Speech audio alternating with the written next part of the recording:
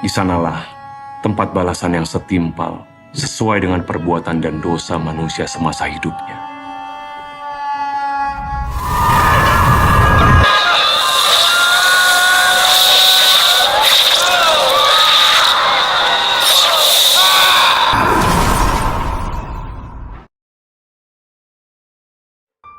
Hai seluruh, halo guys, selamat datang kembali di channel Mamang Story. Bulan ini kita kedatangan film horor penutup akhir tahun yang sejak trailernya keluar aja udah buat kita merinding sendiri ngelihatnya. Bagaimana tidak, film ini terlihat sadis dengan sejumlah adegan yang membuat mata kita miris melihatnya. Sempat menjadi mimpi buruk bagi anak-anak generasi 90-an, komik Siksa Neraka karya Ember Rahimsyah akhirnya diadaptasi menjadi sebuah film yang digarap oleh The Company. Yang mana disutradarai oleh Anggi Umbara dari naskah skenario yang ditulis oleh Lele Laila. Lele ini sangat produktif ya tahun ini, banyak nulis skenario film horor dan rata-rata semuanya tembus 1 juta penonton. Film berdurasi 98 menit ini menghadirkan sejumlah aktor mulai dari pendatang baru sampai yang senior seperti Aryo Wahab, Slamet Raharjo, Keisha Alvaro, Rizky Farel, dan juga Ratu Sofia. Film Siksa Neraka tayang serentak pada Kamis 14 Desember lalu di seluruh bioskop Indonesia.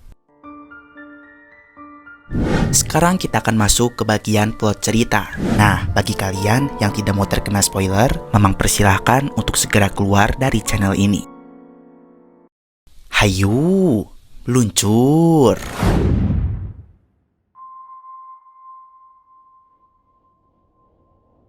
Secara garis besar, film Siksa Neraka adalah cerita kesaksian dari seorang perempuan bernama Tias. Tias terlahir dari keluarga ustadz terpandang di kampungnya, yaitu Ustadz Syakir dan ibunya Rika. Tias pun memiliki 2 orang kakak laki-laki, yaitu Bang Soleh dan juga Bang Fajar, serta memiliki 1 adik perempuan bernama Aziza. Umur mereka pun tidak berjarak jauh, terpaut sekitar 1 tahun saja. Namun, di antara keempat anak bapak, Tias adalah anak yang cukup berbeda. Bagaimana tidak, saat sedang berada di acara tahlilan, Tias melihat orang itu sedang disiksa di neraka. Dia pun berteriak sambil menunjuk mayat itu, lalu berkata jika dia disiksa di neraka. Ya, sepertinya Tias ini anak yang cukup sensitif, yang mana itu keturunan dari ibunya Rika yang memiliki indera keenam. Aziza! Aziza!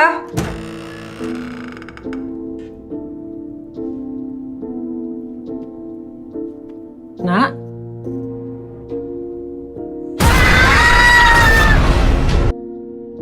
Selain sering membuat bapak malu, Tias juga anak yang mudah menangis. Lalu ia juga bodoh dalam pelajaran, sehingga kerap mendapatkan nilai kecil di sekolahnya. Ngayal yang aneh-aneh aja bisa, tapi ngerjain soal matematika nggak bisa. Begitulah ucapan sang bapak. Hal itu membuat Ustadz Syakir tidak suka kepada Tias. Tias beserta ketiga saudaranya tumbuh dengan ajaran agama yang kuat. Mereka selalu diceritakan tentang adanya tempat yang bernama surga dan neraka. Surga adalah tempat dengan segala kenikmatan, sementara neraka, di sanalah tempat yang setimpal sesuai dengan perbuatan manusia semasa hidupnya. Di sanalah tempat balasan yang setimpal sesuai dengan perbuatan dan dosa manusia semasa hidupnya.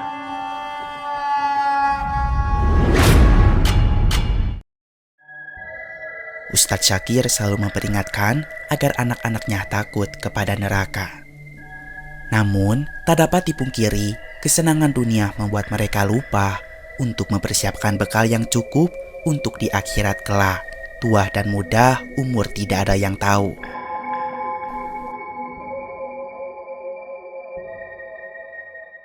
Cerita pun berlanjut 10 tahun kemudian, hingga akhirnya keempat anak ini tumbuh remaja dan menunjukkan ketertarikannya masing-masing. Aziza yang sedari kecil hobi bernyanyi akhirnya ikut sebuah kompetisi dan berhasil masuk ke babak final. Namun, mimpi Azizah menjadi penyanyi sangat ditentang keras oleh Ustadz Syakir dengan alasan tidak baik perempuan ditonton oleh banyak orang, kemudian banyak mudorotnya. Soleh sebagai kakak ingin membantu Azizah mewujudkan mimpi itu dengan mengantarnya ke final lomba bernyanyi. Acara final itu diselenggarakan di kampung sebelah setelah Ba'da Isya, sementara sekarang sudah masuk waktu maghrib. Hanya tersisa waktu sekitar 1 jam lagi. Kebetulan pada malam itu, Bapak mendapatkan telepon jika ada warga yang meninggal, sehingga Bapak dan Ibu harus pergi keluar rumah mengurus jenazahnya. Di saat itulah kesempatan bagi Azizah datang ke acara final. Soleh meminta Fajar dan Tias untuk ikut mengantarkan Azizah, namun Tias tidak mau karena takut dihukum oleh bapak. Lagi pula belum azan Isya, nanti sholatnya gimana? Selain itu, besok lusa Tias ada ulangan. Tias mau belajar, takut nilainya kecil lagi. Namun, jika satu orang tidak ikut, maka mereka tidak jadi berangkat, ucap Bang Soleh. Dengan segala bujukan, Azizah terus merayu Tias agar ikut ke acara finalnya.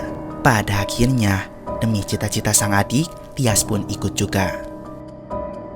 Belum berangkat, Tias menyempatkan makan dulu slur karena sudah disiapkan ibu di meja makan, sementara yang lain sibuk mempersiapkan diri. Mereka berempat akhirnya pergi tanpa sepengetahuan kedua orang tuanya untuk ke desa seberang. Karena sudah terlambat, Bang Soleh menyarankan agar mereka lewat sungai saja, karena jika lewat jalan utama tidak akan keburu. Nahasnya di tengah perjalanan seketika turun hujan dengan derasnya. Air sungai seketika naik dengan arus yang sangat kencang. Seketika keempatnya hanyut terbawa air sungai.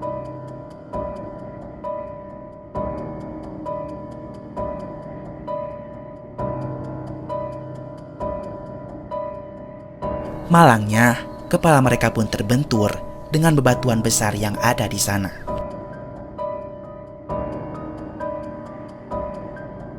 Selama berhari-hari, mereka pun menghilang, belum bisa ditemukan.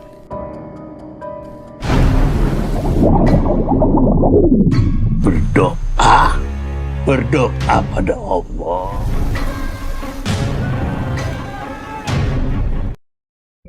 Seketika adegan berpindah kepada keempat anak ustadz yang kini sudah ada di alam lain.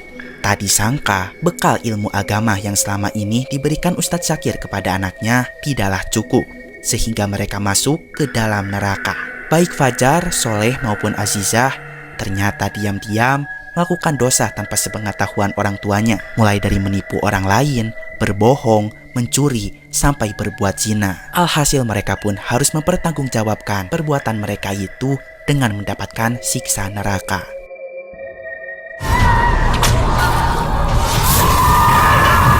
Siksaan mereka pun sangat mengerikan.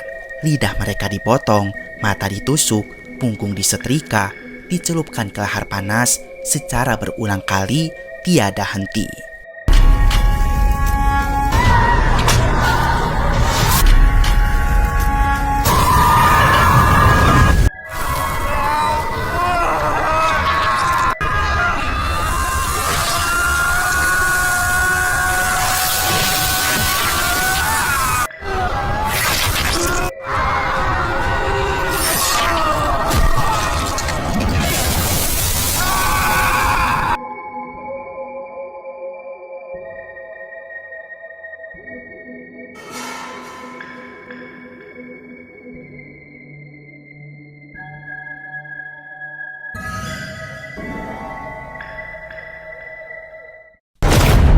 Kalau anak kehilangan orang tua, disebut yatim piatu. Kalau orang tua kehilangan anak, disebut apa?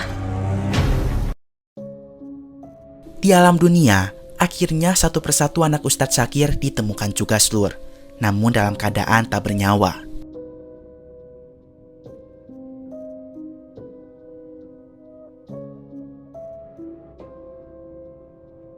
Beruntungnya ada satu anak yang berhasil selamat. Dia adalah Tias. Jika kalian ingat, Tias ini sempat makan dulu kan sebelum berangkat. Mungkin itu salah satu alasan mengapa dia bisa bertahan hidup selama berhari-hari di dalam air sungai. Tias pun segera dilarikan ke rumah sakit. Namun dokter berkata kondisi Tias kritis. Dia sangat lemah dan dia pun di antara hidup dan mati. Dalam mati surinya, Tias pun berjumpa dengan saudara-saudaranya yang tengah disiksa di neraka. Kemudian dengan mata kepalanya sendiri, Tias melihat bahwa saudara-saudaranya itu disiksa oleh dirinya masing-masing dalam wujud yang mengerikan. Mereka adalah dosa-dosa yang dibuat selama di dunia. Sementara Tias dijemput oleh amal ibadahnya sendiri. Tempat Tias bukan di sini. Karena Slur, semasa hidupnya Tias ini adalah anak pasakir yang paling soleha. Ia kerap melakukan perbuatan baik, meskipun ia sering dianggap sebagai anak yang bodoh dan dibenci oleh bapaknya. Tetapi bodoh yang sebenarnya bukanlah bodoh tentang pelajaran, melainkan orang-orang yang memakai otaknya untuk perbuatan tidak benar, itulah orang bodoh yang sebenarnya. Kemudian Tias pun diseret, dibawa keluar oleh amal ibadahnya dari neraka itu.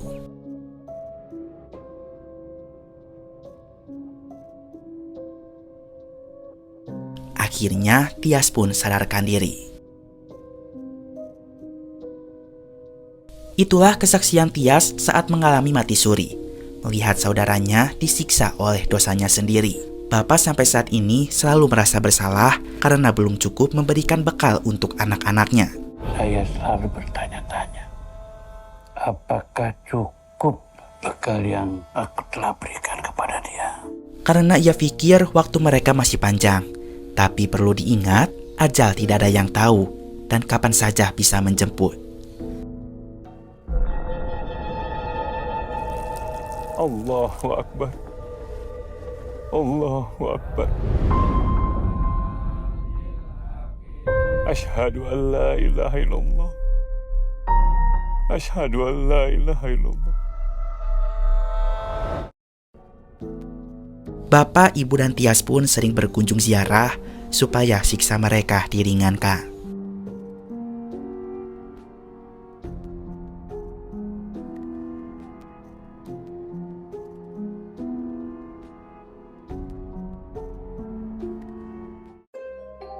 Setahu Mamang Stur, saat mengaji di madrasah dulu, manusia itu baru akan merasakan surga atau neraka setelah hancurnya alam dunia. Mamang kira akan ada adegan kiamat atau hancurnya alam semesta di dalam film ini. Tapi kenyataannya nggak ada. Sesimpel ada tokoh yang mati, dia punya dosa, terus langsung disiksa di neraka. Harusnya kan kalau orangnya berdosa disiksa dulu di alam barzah atau alam kubur ya Stur. Selain itu, Mamang juga pernah dengar orang akan mulai menerima ganjaran seperti disiksa itu setelah 7 langkah ditinggalkan oleh keluarganya dari tanah kuburan. Tetapi di film ini, mayatnya belum dikubur aja orangnya udah disiksa Slur. Contohnya kayak mayat si Soleh, baru ditemukan di atas sungai, tapi ceritanya si Soleh ini udah disiksa habis-habisan. Ya, pada akhirnya, film Siksa Neraka ini memang mencoba untuk menduplikasi apa yang ada pada komiknya puluhan tahun lalu. Jadi ceritanya gak sedetail itu. Intinya film ini hanya ingin menonjolkan adegan siksa-siksa di neraka saja. Buat yang baca komiknya pasti gak asing lagi dengan visual lidah dipaku, lidah digergaji, punggung disetrika, hingga dijepit kalajengking raksasa. Semua suguhan visual neraka di film ini menjadi pengingat bagi penonton akan dosa yang pernah diperbuat di dunia. Perlu diingat juga bahwa film Siksa Neraka ini memiliki rating 17 ke atas Slur karena gambar-gambarnya yang cukup mengganggu.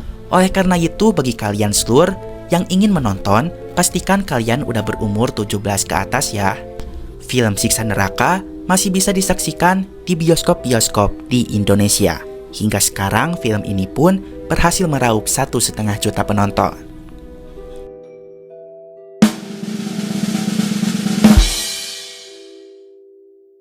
Oke Slur, segitu dulu aja video kali ini. Mamang pamit dulu. Keep enjoy and see you.